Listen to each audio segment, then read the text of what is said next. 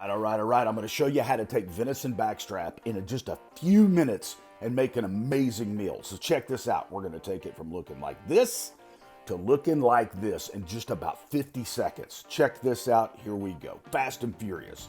Take your backstrap. You can use pork or beef. You're going to marinate it in your favorite marinade for about 8 hours in the fridge. Then I'm using my electric slicer. You could use your sharp kitchen knife. I want uniform medallions, so I'm using my slicer.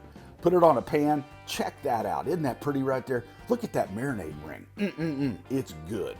Then you're going to take your favorite barbecue rub. In this case, I'm using one of my all-time favorite, cattle call and all.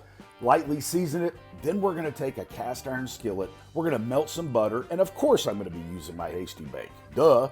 All right, then you're going to take an herb blend. In this case, I'm using rosemary, basil, and thyme, some minced garlic. We're going to meld all that together, get it good and sizzling hot. Take those medallions, 50 seconds, 55 seconds if you're living, dangerously, but not very long, less than a minute. You're going to stir that around. You're going to flip them over. We're just going to literally sear this in this butter mixture, and boom, we're done. I did these in about 45 to 50 seconds. Top it with some fresh parsley, and of course, I've got to have some Head Country hickory barbecue sauce. Gives that little sweet tone. Talk about good. Now, literally, it's what's left. You got it. We're going to taste this bad boy, and I'm talking about good. You got to try it. You're going to love it. It's easy.